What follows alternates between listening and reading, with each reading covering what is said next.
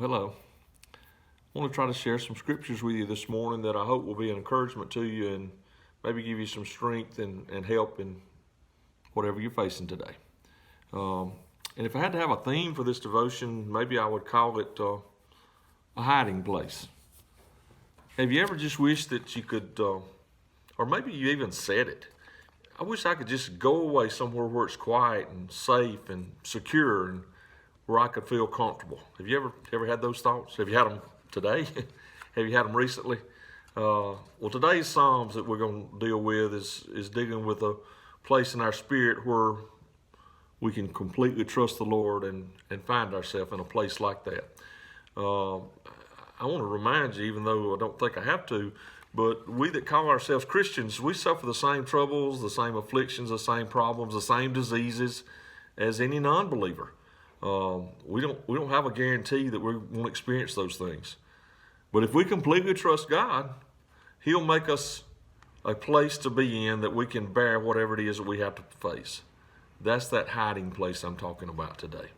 So let's look at Psalms 91, 1 through 16. 91, 1 through 16. I won't read this to begin with because we'll read it as we go through. And for time's sake, we'll deal with it as we come to the scriptures. But the first two verses, he that dwelleth in the secret place of the Most High shall abide under the shadow of the Almighty. I will say of the Lord, He is my refuge and my fortress, my God, in whom will I trust. We see here that the psalmist is starting with a really, really strong presentation of his theme about this place, this refuge, this hiding place. And what does he say? He that dwelleth. Well, dwelleth in the Hebrew in the broadest context, not specific, but in the broadest context says to remain or to continue. So if I remain in that secret place, if I remain and dwell in that secret place of God, and I continue with that place with God, that's what this is saying. Not just an in and out when it's convenient or when it's handy or when I'm troubled or when I have a circumstance, I run into the hiding place. No, I dwell in that hiding place. I stay in that hiding place. I continue in that hiding place. It says, I dwell in the secret place. Secret in the Hebrew means a cover. Do you want to be covered by the Lord's blessings? Or do you want to be covered by a false sense of security of the world? Well, that's a silly question because it's a very no-brainer answer. We want to be covered by the Lord's blessings. So why not dwell in a place? Why not dwell in a refuge that gives us peace and gives us comfort and gives us protection from whatever we've got to go through that life has to throw at us? Verse 2, I will say of the Lord, He is my refuge and my fortress, my God in whom I will trust. Refuge and a fortress. Doesn't it give you comfort to know that we can have a strong place to go to when we need it to? When we need a place that we need protection, or we need a place that we need comfort, or we need a place that we need peace, we have that place available to us. We have a hiding place. We have a refuge that the psalmist said is a refuge and a fortress. A refuge and a fortress. In Him will I trust.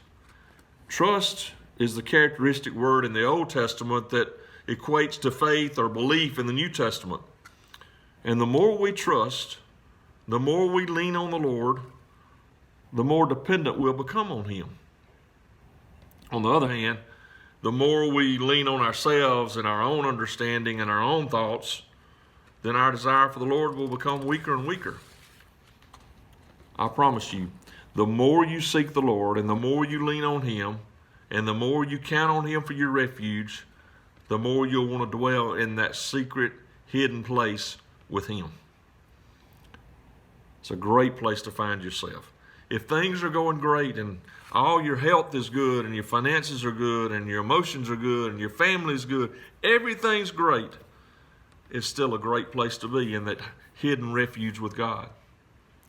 But if everything is not great, if finances aren't good, or the family's not good, or health's not good, or emotionally you're not good,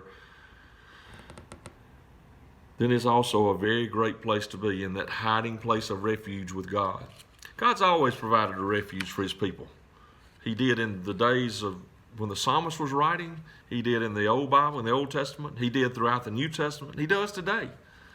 I'll remind you a very vivid, that you can go back and look at, a very vivid object lesson. If you look at Numbers, the 35th chapter, where the Lord spoke to Moses and he commanded those 6 cities of refuge. You remember? There was 3 on either side of the Jordan River. They were physical cities of sanctuary, of refuge that people could go to. And we don't necessarily have a physical place of refuge today. You may have a place that you feel safe. It may be home. It may be a place that's quiet that you go to. It may be a place that is just traditionally known as your prayer closet, and people don't disturb you there. That's not a bad idea, by the way. But we don't physically have a place of refuge like a refuge city or a sanctuary city today. We live in a dispensation that provides us a certain spiritual refuge. It's even better, because I don't have to get to a sanctuary city. I don't have to get within a walled, gated city to feel safe. I can get to a place in God, a hidden place of refuge, that no matter where I am or what the circumstances are, I'm in a place of safety with him. And when I think of a fortress, this says he's my refuge and my fortress. When I think of a fortress, I think about strength and solidity and security. And the Lord will be all those things to us if we'll allow him to be. He'll be our strength. He'll be our security. He'll be a solid place for us to stand. I don't like uncertainties. I don't like insecurities. I like planning. I like knowing that I can see around the next bend of what's happening. But I can't always. I can't always spiritually. I can't always with my family. I can't always in any way of life can I plan ahead very far. So I've got to have this hidden place of refuge that the Lord holds me in his hand, and I know I'm safe. Verse 3 through 13. Surely he will deliver thee from the snare of the fowler and from the noisome pestilence. He shall cover thee with his feathers, and under his wings shalt thou trust his truth. His truth shall be thy shield and buckler. Thou shalt not be afraid for the terror by night, nor for the arrow that flieth by day, nor for the pestilence that walketh in darkness, nor for the destruction that wasteth at noonday. 1,000 shall fall at thy side, and 10,000 at thy right hand, but it shall not come nigh thee. Only with thine eyes shalt thou behold and see the reward of the wicked, because thou hast made the Lord, which is my refuge, even the Most High, thy habitation. There shall no evil befall thee, neither shall any plague come nigh thy dwelling. For he shall give his angels charge over thee to keep thee in all thy ways. For they shall bear thee up in their hands, lest thou dash thy foot against a stone. Thou shalt tread upon the lion and adder, the young lion and the dragon shalt thou trample under feet. Did you notice the things that he mentions in here that are experiences of life? And you could go to analogies and metaphors from these and take it in a lot of different directions, but for time's sake, we won't do that. But did you notice? Terror, arrow, pestilence, destruction. Are you, and I don't want to even get into the natural, but are you experiencing any of those things spiritually today? Are you terrified of the news you hear? Are you terrified of destruction? Are you terrified? All I can tell you is, if you'll look at verse 8, look at verse 8. Only with thine eyes shalt thou behold and see the reward of the wicked. The only way we have to experience these wickedness rewards that are listed here is by seeing them. We don't have to experience them firsthand if we're standing in that refuge and that fortress that the God has provided. Look at verse 9. Because thou hast made the Lord, which is my refuge, even the Most High, thy habitation. Verse 9 says we have a hiding place. We've got a habitation. We've got a place to dwell. We've got a place to stay. That's in the safety of God's protection. Verse 11. Listen to this closely, please. For he shall give his angels charge over thee to keep thee in all thy ways. If that doesn't give you comfort today, if that doesn't give you strength today, if that does not make you feel better today, then I don't have any stronger words to help you. That's just as plain as I know to say it. If knowing that God's angels are taking care of you, there's nobody on the face of the earth, and I promise you this, those of you that know me know this, there's nobody on the face of the earth loves their family any better than I do, and would stand between them and anything harmful in any way I could, be it physically, emotionally, spiritually, any way. I'll stand between the problem and my family. I'll stand the hedge and the gap. But I can't do what an angel or a band of angels can do to protect my family or myself. I'm not capable.